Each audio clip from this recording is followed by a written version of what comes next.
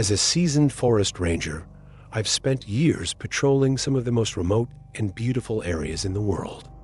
My experiences have forged a deep respect for nature and its mysteries. However, I've always maintained a healthy skepticism towards the supernatural. My colleagues often regale me with tales of strange creatures lurking in the woods, whispered legends of spirits and beasts that defy explanation. I've always been the one to roll my eyes and dismiss these stories as mere folklore, the product of overactive imaginations.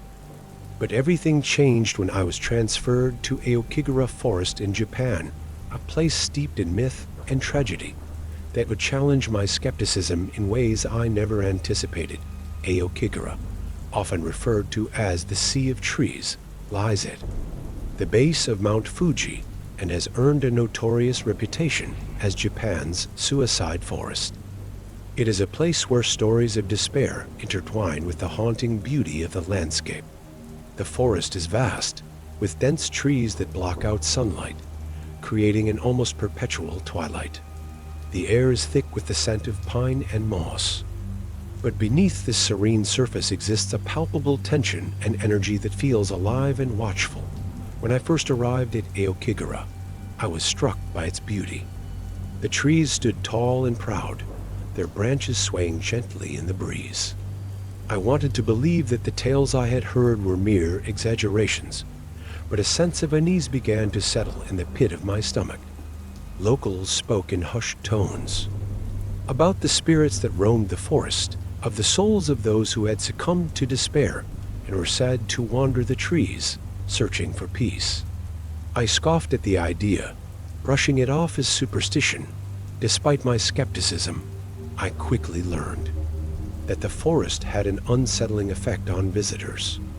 There were signs scattered throughout, warning people of the dangers of wandering too far off the beaten path. Please seek help if you are feeling distressed, the signs urged, a stark reminder of the forest's dark history.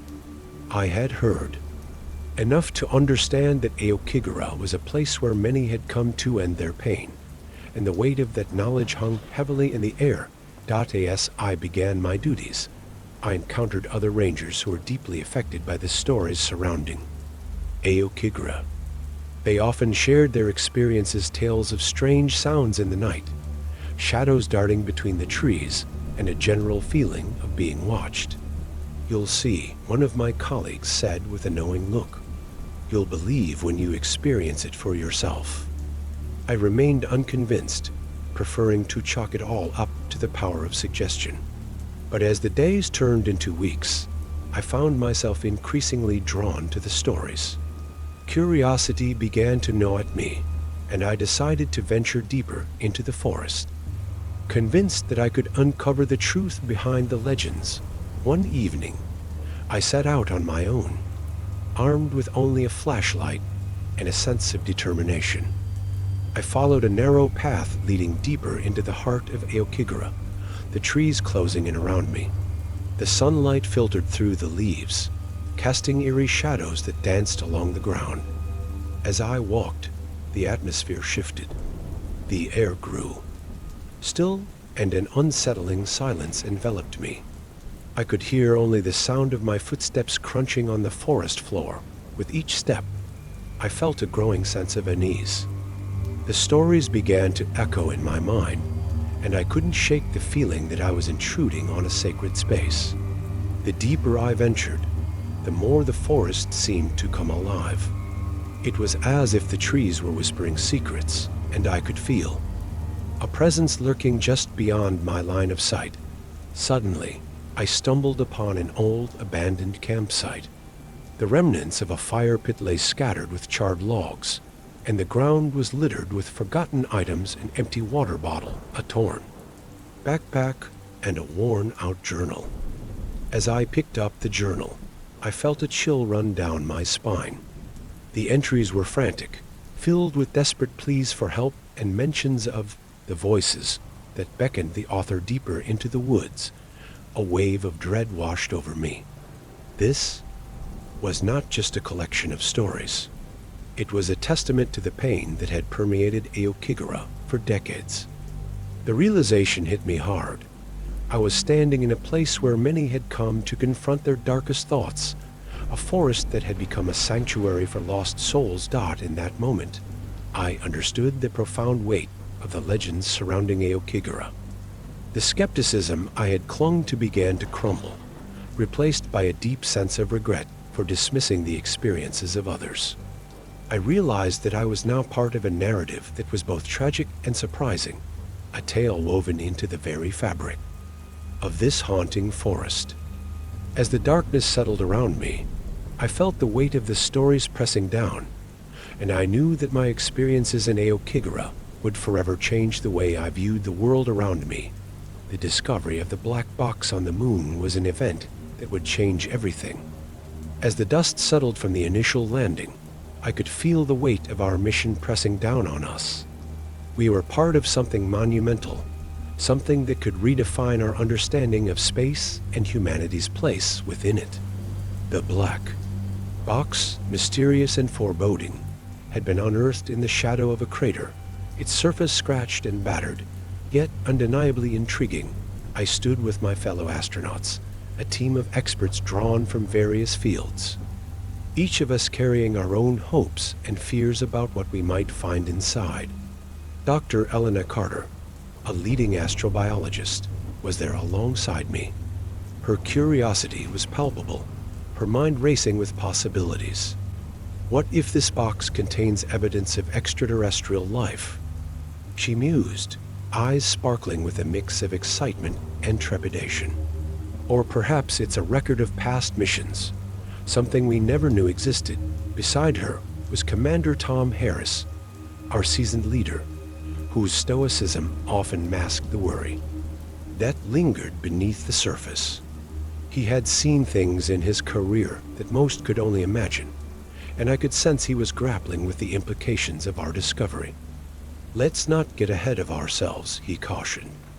"We need to approach this with caution. Whatever is in that box could be hazardous."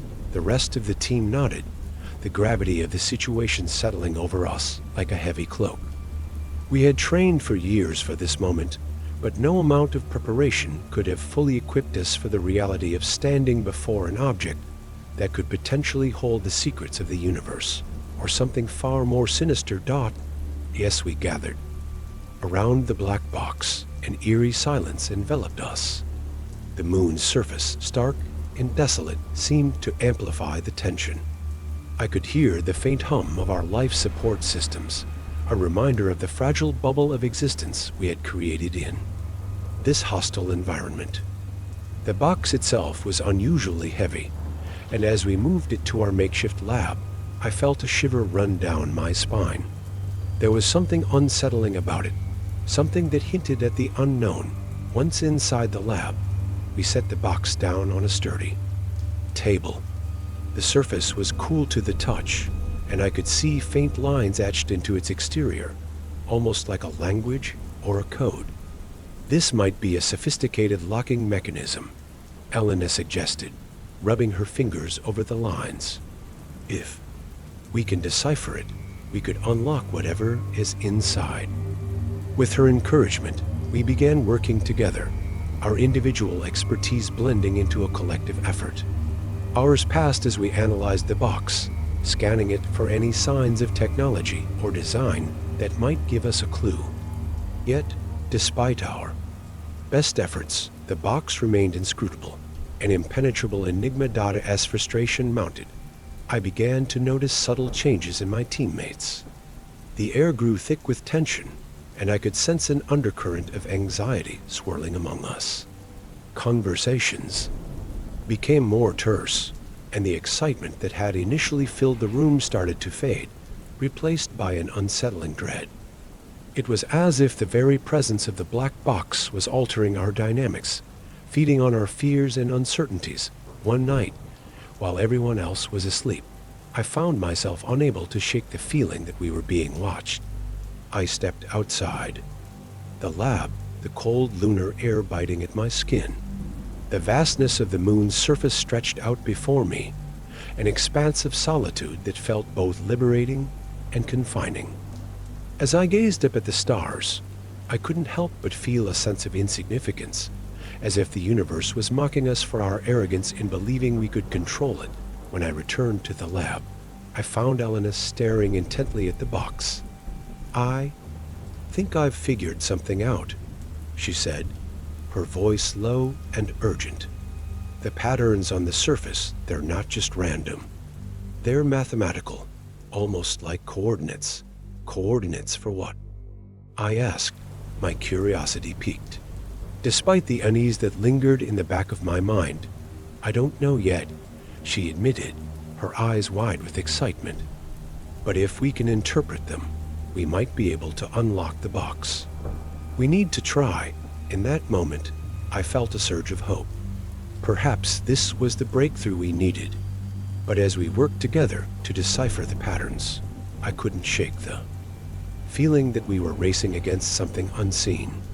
The black box felt like a gateway, a threshold to knowledge that might reveal the universe's secrets, or unleash horrors we were ill-prepared to face. As the hours turned into days, our focus on the box consumed us.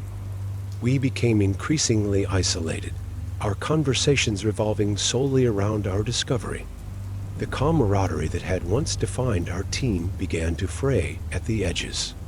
I could see the toll it was taking on everyone: the sleepless nights, the mounting pressure, and the creeping doubts about what we were dealing with.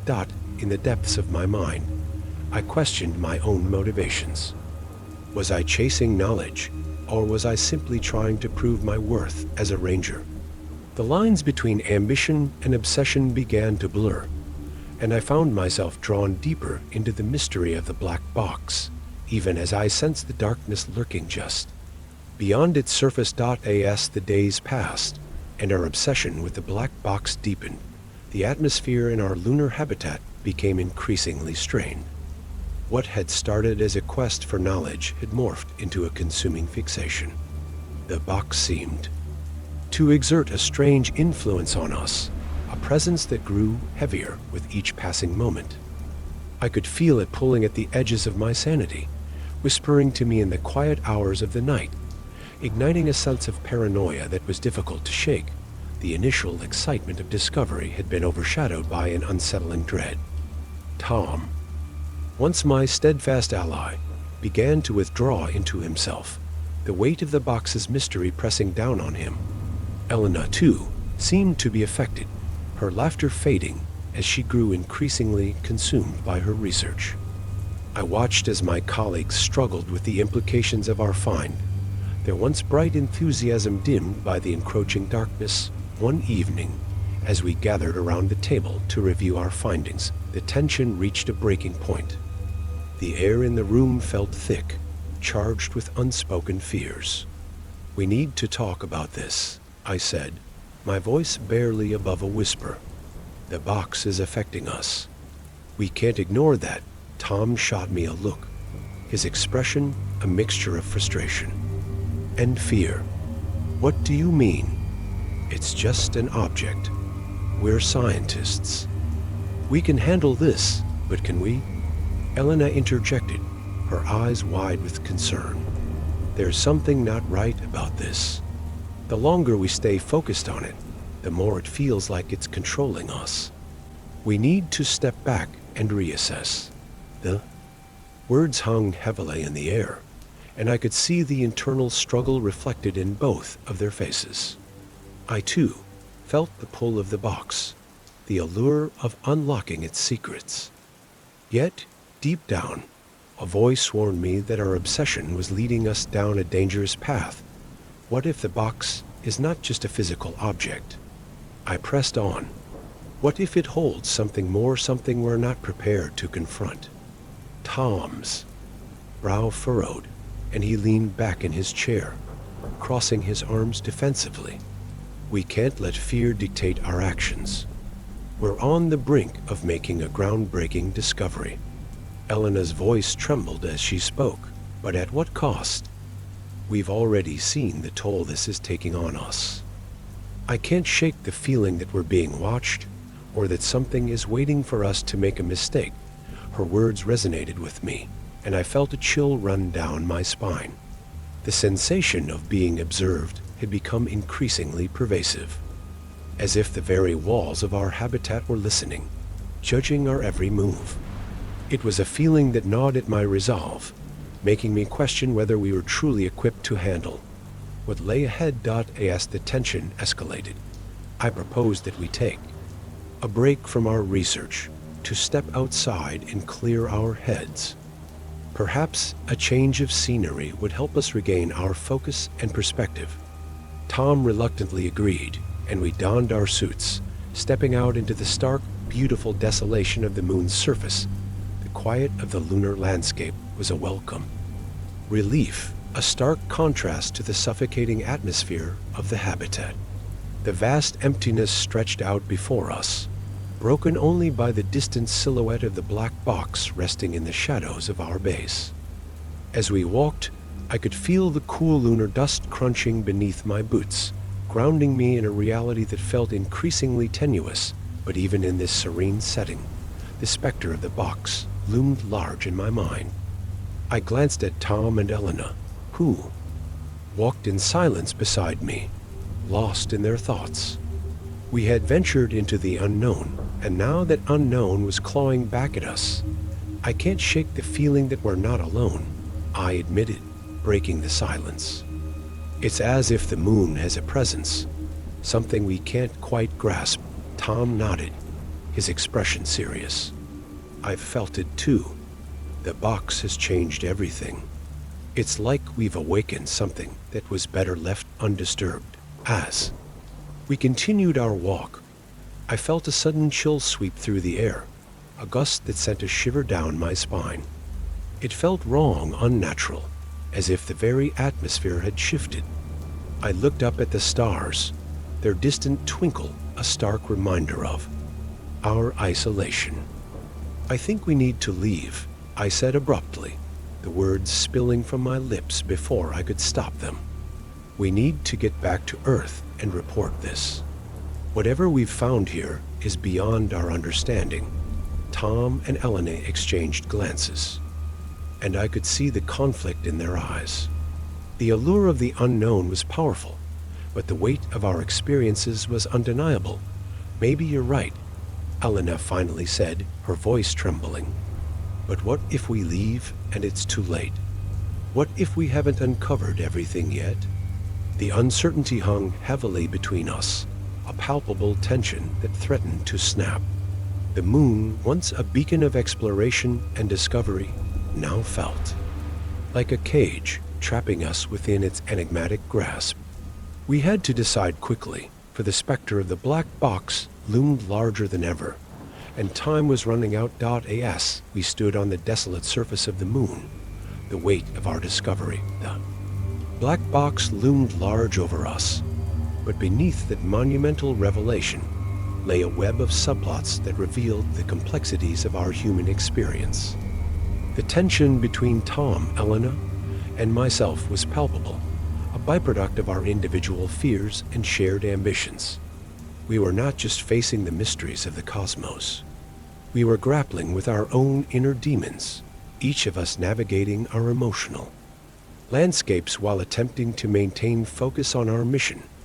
Tom's leadership, once a source of reassurance, had begun to show cracks. The once calm demeanor he exhibited was now tinged with anxiety. I could see it in the way he clenched his jaw, the quick glances he cast toward the black box as if it were a ticking time bomb. "We have to be careful," he would murmur, his voice barely above a whisper. This could change everything. His fear of the unknown was palpable, and I could sense he was wrestling with the implications of our discovery. What if the box held knowledge that humanity wasn't ready to handle? What if it contained warnings of dangers we couldn't comprehend? On the other hand, Elena's enthusiasm had turned into obsessive curiosity, the promise of groundbreaking. Findings had morphed into a relentless drive that bordered on recklessness. "We need to open it," she insisted one evening, her eyes gleaming with fervor. "This could be the key to everything we've ever wanted to know about life beyond Earth." Her passion was infectious, but I couldn't help but worry that she was overlooking the risks in her eagerness to uncover secrets. "Let's not rush into this," I cautioned, trying to ground the conversation. "We still don't know what we're dealing with. The last thing we need is to unleash something we can't control." Elena dismissed my concerns with a wave of her hand, her mind already racing ahead, and I could see how the excitement was beginning to cloud her judgment.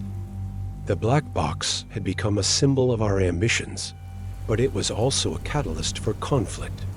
Our differing perspectives highlighted the complexities of human nature, how fear, ambition, and curiosity can intertwine to drive us toward the brink of disaster. As we continued our exploration of the lunar surface, we each grappled with our motivations, the drive that had brought us here in the first place. For me, it was a quest for understanding, a desire to explore the unknown and expand the boundaries of human knowledge. For Tom, it was about leadership and responsibility, ensuring the safety of his team while navigating the risks of exploration. For Elena, it was the thrill of discovery, the intoxicating allure of unraveling the mysteries of the universe. One evening, as we gathered in the habitat to discuss our next steps, a strange silence descended upon us, punctuated only by the soft hum of our life support systems. The weight of unspoken fears hung in the air, and I could sense the tension building. "We need to decide what we're going to do about the box," I said, breaking the silence. "We can't continue to operate in this limbo." Tom nodded, but I could see the conflict brewing in his eyes. "We need more time to analyze the data we've collected. Rushing into this could have dire consequences." Or, Elena countered, her frustration evident, "we could miss out on something monumental. We have the opportunity to unlock secrets that could change everything for humanity." The conversation spiraled, each of us digging deeper into our positions. I could feel the rift widening, the tension escalating as our differing priorities clashed. The black box had become a focal point of our internal struggles, pushing us to confront our motivations and fears. As the days passed, the stakes grew higher. The black box continued to loom in our minds, an ever-present reminder of the unknown. I began to suspect that it wasn't just the contents of the box that held power. It was the effect it had on us as individuals. It revealed our vulnerabilities, our desires, and the lengths we were willing to go to achieve our goals. One night, after a particularly heated argument, I found myself alone outside the habitat, staring up at the stars twinkling in the vast expanse of the universe. The cold lunar surface beneath my feet felt grounding, a stark contrast to the chaos swirling in my mind. I realized that whatever lay within the box was only a part of our journey. The true challenge was not just in what we might discover, but in how we navigated the complexities of our own humanity. As I stood there, the weight of our situation settled heavily on my shoulders. We were not just explorers. We were individuals, grappling with our fears, ambitions, and the intricate web of relationships that defined our experience. The black box was a mirror reflecting our inner struggles, and I knew that how we chose to confront it would ultimately determine our fate, not just as astronauts, but as human beings. The atmosphere inside the lunar habitat felt electric as we prepared to confront the black box. The initial excitement of discovery had transformed into a suffocating dread, a realization of the gravity of what we were about to unleash. Tom, Elena, and I gathered around the table, the black box resting ominously in the center, its surface reflecting the harsh fluorescent lights above us. "Are we really ready for this?" I asked, my voice barely above a whisper. The weight of my question hung in the air, heavy with uncertainty. The box had become a focal point of our fears, and I could sense the apprehension radiating from my colleagues. Tom, usually the pillar of strength, looked torn. "We've come this far," he said, but his voice lacked conviction. "We can't back down now." Whatever is inside could change everything we know about life beyond Earth. Elena's eyes gleamed with determination, but beneath that fervor, I detected a flicker of doubt. "We need to open it," she insisted, her tone urgent. "Time is running out. If we don't act, we might miss our chance to understand its significance." The tension in the room thickened, and I felt my heart race. The conflicting desires for knowledge and the instinct for self-preservation clashed within me. I remembered the warnings we had heard about the black box, how it was said to contain the memories and experiences of those who had come before us, perhaps even those who had met tragic ends. Maybe we should reconsider, I suggested, trying to find a balance. "We can analyze it without opening it. There's too much at stake," but my words fell on deaf ears. The excitement of discovery had blinded us to the potential consequences. The black box was not just a scientific curiosity. It was a Pandora's box, and we were determined to pry it open. Despite our instincts telling us otherwise, as we prepared the equipment to interface with the box, I couldn't shake the feeling that we were crossing a threshold we couldn't uncross. I watched as Tom connected the cables, his hands trembling slightly. "Here goes nothing," he said, his voice steadying as he pressed the button to initiate the connection. The box hummed to life, vibrations resonating through the air as green lights flickered across its surface. A low mechanical whir filled the habitat, and I felt the temperature drop, sending a chill down my spine. I exchanged worried glances with Tom and Elena, each of us sensing that we were on the brink of something monumental and potentially disastrous. A series of images began to flash on the screens, displaying a chaotic montage of scenes that were both beautiful and horrifying. I saw fleeting glimpses of alien landscapes, strange creatures, and hieroglyphs that pulsed with energy. But intertwined with these images were signs of destruction, planets being consumed by flames, civilizations crumbling into dust. The juxtaposition was jarring, and I felt my stomach churn. "What is this?" Elena gasped, her voice filled with awe and fear. "It's like a warning or a record," Tom replied, his eyes glued to the screen. "A history of worlds we can't comprehend." Suddenly, the lights in the habitat flickered, sending shadows dancing wildly along the walls. The hum of the box intensified, creating a dissonant symphony that filled the air. I could feel the energy shifting, becoming more chaotic, and a sense of foreboding washed over me. "We need to shut it down," I shouted, panic rising in my chest. "This isn't right."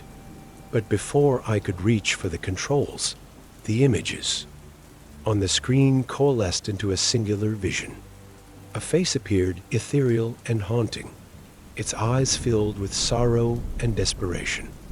It seemed to be reaching out to us, as if trying to convey a message from beyond. "Do you see that?" I pointed, my voice shaky.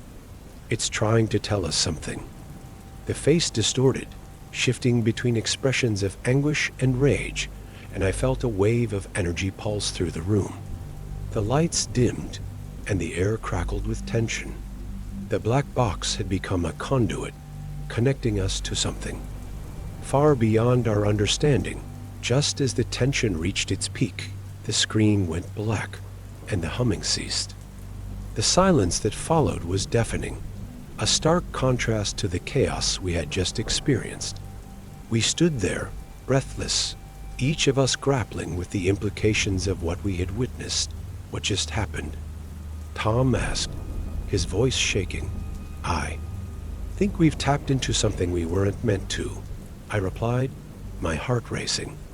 "Whatever that was, it's connected to the very essence of this place. We need to be careful." As we stood in the aftermath of our encounter, I realized that we had crossed a line. The black box was no longer just an object. It had become a pivotal moment in our journey, a turning point that would force us to confront not only the unknown, but also our own limitations as explorers. The weight of our discovery loomed large, and I knew that the true test had only just begun. In the aftermath of our encounter with the black box, everything changed. The atmosphere in our lunar habitat, once filled with anticipation and excitement, was now thick with tension and uncertainty. The initial thrill of discovery had morphed into a palpable fear that permeated every corner of the base. The images we had seen, the spectral face that had appeared on the screen, haunted my thoughts relentlessly. What had we awakened? What did the box truly contain? And what were the implications of our actions? Tom, Elena, and I gathered in the common area, the weight of our experience hanging heavily over us. The lights flickered, casting long shadows that danced along the walls, mimicking the chaos of emotions swirling within us. I could see the strain etched on my colleagues' faces. The thrill of exploration had transformed into a shared burden. Did we make a mistake? Elena finally broke the silence, her voice trembling. Opening that box, it felt like we tapped into something we shouldn't have. Tom ran a hand through his hair, his usual composure faltering. I don't know, he admitted, his eyes clouded with doubt. But I can't shake the feeling that we've crossed a line. The entity we encountered. What if it's still out there, watching us? An unsettling chill crept into the room at his words.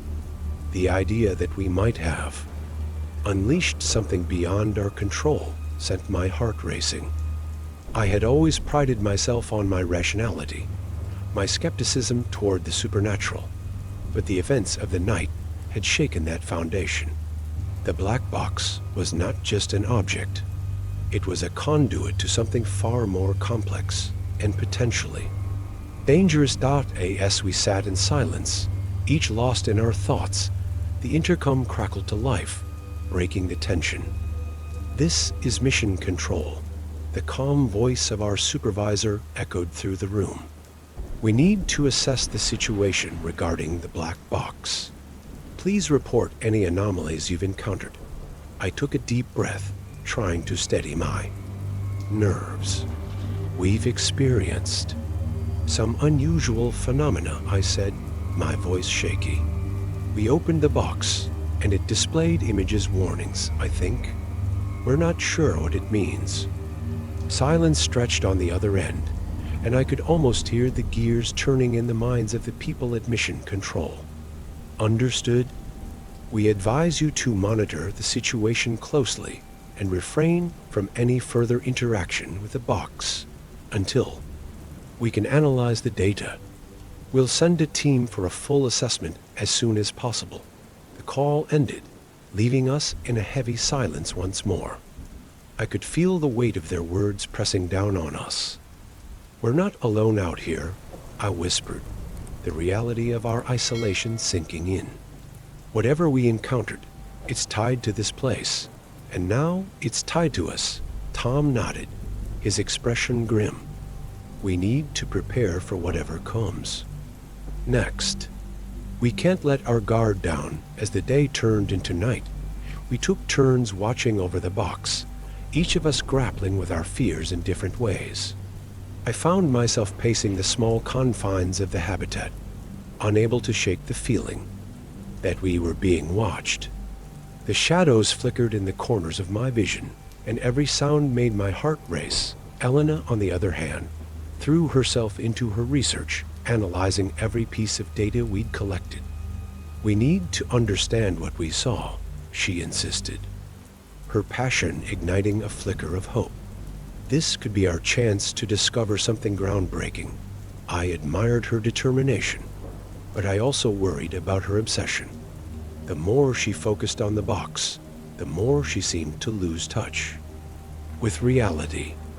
I could see the toll it was taking on her, the way her eyes darted nervously around the room, as if expecting something to jump out at her. As the days turned into a blur of sleepless nights, the tension among us escalated. Tom grew withdrawn, haunted by the implications of our actions. What if we're not meant to understand? He murmured one evening, staring blankly at the box. What if we were never supposed to find it? His words hung in the air, heavy with despair. I realized then that we were all grappling with our own demons. The black box had not only challenged our understanding of the universe, but had also forced us to confront our deepest fears about ourselves and each other. We were at a crossroads, teetering on the edge of discovery and destruction, and the consequences of our choices loomed larger with each passing moment. Then came the night. That everything changed. As I stood watch, the lights flickered violently, plunging the habitat into darkness.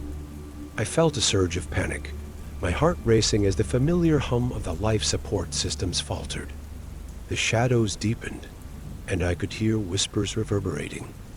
Through the walls, a cacophony of voices that seemed to echo from the very depths of the moon. "Turn it back on," I shouted, scrambling for the control panel. "We need power." Tom rushed to my side, his face pale.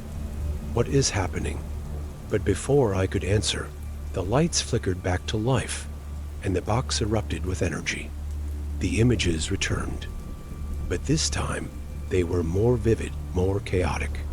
The face we had seen before appeared again, its expression twisted in agony, and I felt a paralyzing fear grip me. Get away from it. I yelled, my instincts kicking in, but it was too late. The entity we had brushed against was no longer a distant threat. It was here, and we were about to face the consequences of our curiosity in the most unexpected and terrifying way. In the aftermath of our harrowing encounter with the black box, a profound sense of change washed over us. The fear that had gripped. The lunar habitat seemed to linger in the air, but something deeper had begun to unfold within each of us. We had confronted our darkest fears, and while the experience had shaken us to our core, it also opened the door to growth and understanding. As we regrouped in the common area, the weight of our experience hung palpable in the air. Tom, Elena, and I sat together, our expressions reflecting the tumult of emotions swirling within. The initial shock of our encounter had given way to a sobering realization. We were not just scientists on a mission.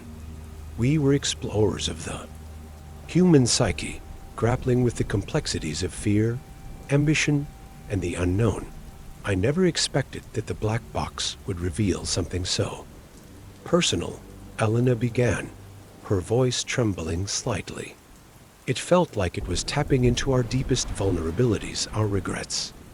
I thought I was prepared for anything, but this was beyond anything I could have imagined. Tom nodded, his brow furrowed in thought. It's a reminder that in our pursuit of knowledge, we must also confront the emotional and psychological consequences of our actions. We're not just dealing with scientific data. We're engaging with the very essence of what it means to be human. I felt a surge of agreement, realizing that our experiences had woven us closer together. The fears that had threatened to tear us apart had instead forged a bond of understanding. We need to process what we've experienced, I said, my voice steady. We can't let this consume us.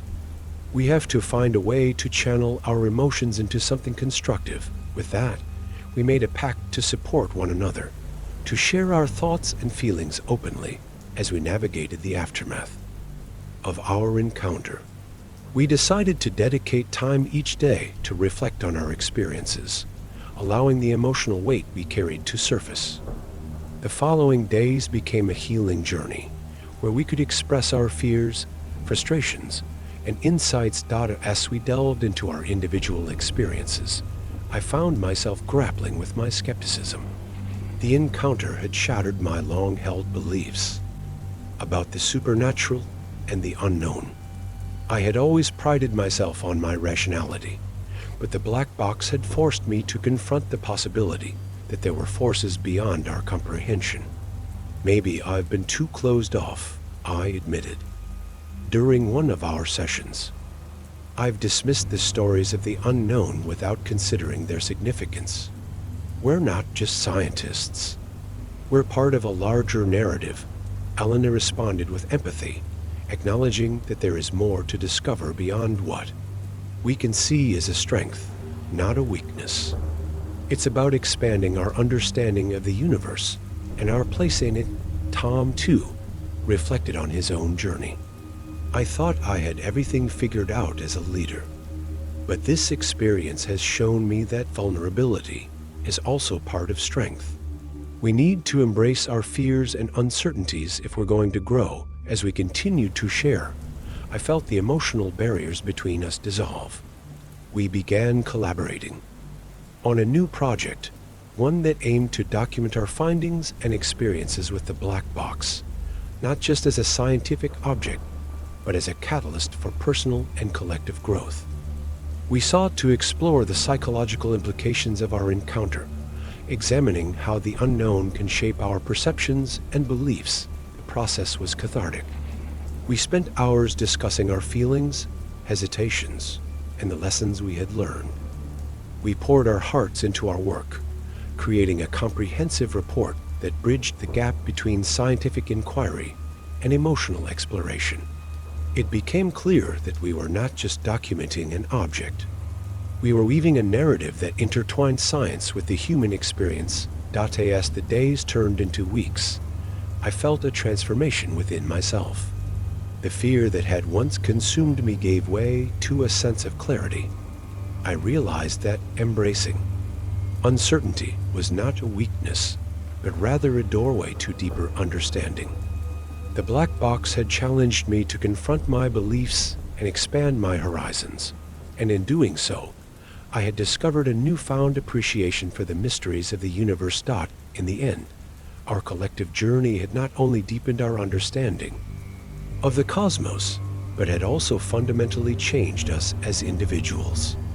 We had learned the importance of vulnerability, the value of community, and the necessity of embracing the unknown. As we prepared for our return to Earth, I felt a sense of gratitude for what we had experienced together, a bond forged in the fires of adversity, a testament to the resilience of the human spirit, and a reminder that sometimes the most profound discoveries lie not in the stars, but within ourselves. As the flickering lights of our lunar habitat illuminated the black box, the tension in the room escalated. The air felt thick with anticipation, and the reality of what we were about to uncover weighed heavily on our shoulders. The black box, which had once seemed like a mere object of curiosity, now loomed like a monolith, representing the unknown and the potentially dangerous secrets it held. We need to approach this with caution, I said, trying to steady my voice amidst the growing anxiety.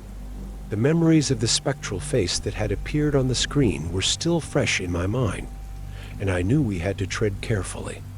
We don't know what we're dealing with, and we can't afford to make any rash decisions. Elena, her eyes gleaming with a mix of excitement and trepidation, nodded. But we can't ignore the potential for discovery either. This could be groundbreaking. Think of what it might tell us about previous missions or even extraterrestrial life. Tom, ever the pragmatist, interjected. We need to establish protocols. If we're going to open this box, we should be prepared for any outcome. I suggest we set up containment measures and have emergency protocols in place.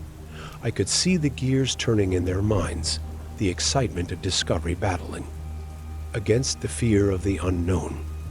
We were all aware that our collective obsession with the box was spiraling out of control, but the allure of uncovering its mysteries was too strong to resist. It was a classic case of curiosity leading us toward danger, and we were all too eager to embrace it. Let's get our gear ready, I suggested, trying to maintain a sense of order. We'll need protective suits, a containment field, and monitoring equipment. If anything goes wrong, we need to be ready to respond. As we suited up, the atmosphere began to shift. The camaraderie we had built during our time together felt strained, as if we were on the brink of a precipice.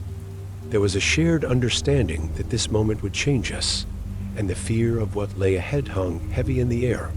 Once we were fully equipped, we gathered around the black box. Its surface was smooth and unyielding, and as I reached out to touch it, a wave of apprehension washed over me. The stories I had dismissed about the supernatural now echoed in my mind. What if this box was a conduit for something beyond our comprehension? What if we were not prepared for what lay within?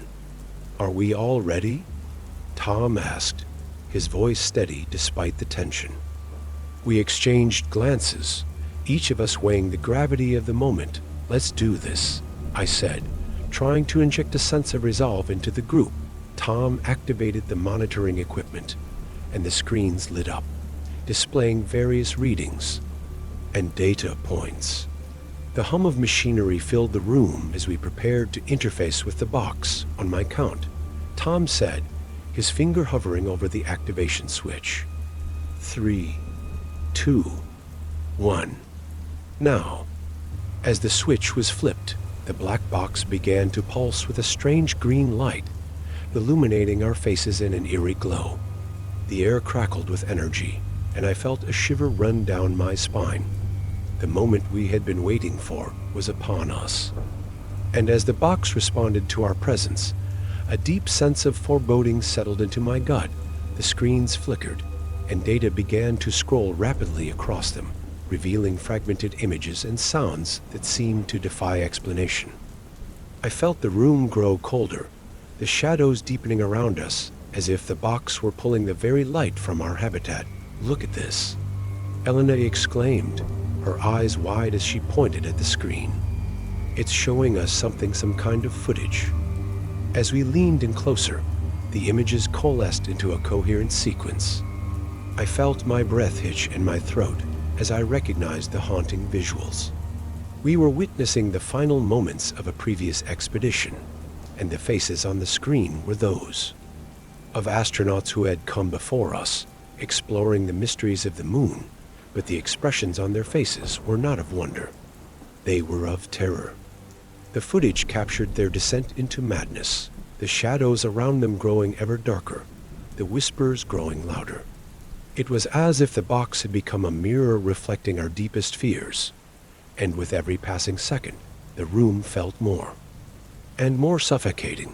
This is wrong, I stammered, my heart racing as a chilling realization washed over me. We had unlocked something that was never meant to be disturbed. The excitement that had initially filled the air was now replaced with a palpable dread, and I could feel the ground shifting beneath us. Turn it off, I shouted, panic seeping into my voice. We need to stop this now. As Tom scrambled to regain control, I could see the fear etched on his face. We had crossed a threshold, and I knew that whatever lay ahead could change us forever. The black box was no longer just a scientific curiosity. It was a harbinger of something far more sinister, and we were standing at the precipice of an unknown abyss. As the green light from the black box pulsed ominously, the tension in the lunar habitat reached a breaking point. I could see the fear etched on Tom's and Elena's faces as we watched the images flicker on the screens. The shadowy figures from the footage mirrored our own anxiety, their silent screams echoing in our minds. The realization hit me like a cold slap. We had not just uncovered a piece of equipment. We had unearthed a Pandora's box brimming with the horrors of the past. Turn it off, I shouted, desperation creeping into my voice. We can't keep watching this. It's affecting us. Tom's fingers hovered over the control panel, uncertainty written all over his face. But what if we're missing something crucial? We need to understand what we're dealing with. Elena, caught between us, looked back and forth in fear. We're already in over our heads. We need to regroup and think this through. We're not just scientists anymore. We're in danger. The energy in the room shifted, the air thickening with unspoken fears. The black box seemed to thrum with life, almost as if it were aware of our turmoil, feeding off our anxiety. I felt a shiver run down my spine as I recalled the warnings about the moon's darker side, the stories of explorers driven mad by the void. "Tom, we can't let it control us," I urged, stepping closer to him, my heart racing. "Whatever is in that box isn't just data. It's something else entirely. We need to protect ourselves." Finally, Tom nodded, and with a trembling hand, he pressed the button to shut off the feed from the black box. The screens flickered and went dark, but the oppressive energy in the room remained. I could still feel the echoes of the horrors we had witnessed. The haunting faces burned into my memory. As the silence enveloped us, I took a deep breath, trying to calm the storm of emotions swirling inside me. "We need to talk about what we've seen," I said, my voice steady. "This isn't just a scientific problem anymore. It's a psychological one as well. We have to understand how this affects us as individuals and as a team." Elena's eyes were wide with fear, but there was a glimmer of determination in her expression. "What do we do now? How do we move forward?" I glanced at Tom, who seemed to be regaining some of his composure. "We need to establish a plan," he said, the authority returning to his voice. "We've experienced something profound, and we can't ignore the impact it has on us. We should do a psychological assessment and ensure that we're all on the same page." I nodded in agreement. "And we need to document everything: our experiences, our feelings, our reactions. This is part of our research now, and we owe it to ourselves to understand what we've encountered." As we gathered our thoughts and began to formulate a plan, a sudden tremor shook the habitat. The lights flickered and the alarms blared, sending a jolt of adrenaline through my body. "What was that?" I shouted, gripping the table for stability. Tom rushed to the control panel, his fingers flying over the buttons. "It's a seismic activity alert. We're experiencing a moonquake." The ground beneath us rumbled violently, and I could hear the metal groaning in protest.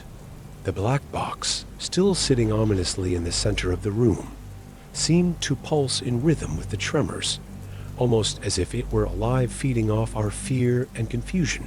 "We need to secure the box," Elena yelled, her voice rising above the chaos. "If it's causing this, we can't let it remain here."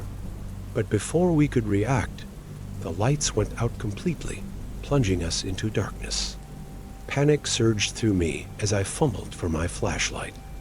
The beam cutting through the blackness. "Stay close," I shouted, my heart racing. "We need to regroup and get to the emergency exit." As we stumbled through the darkened habitat, I could feel the cold sweat on my brow, the fear clawing at my insides.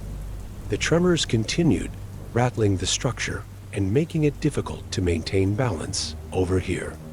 Tom's voice cut through the darkness as he pointed toward the emergency exit. We rushed toward it, adrenaline propelling us forward despite the chaos surrounding us.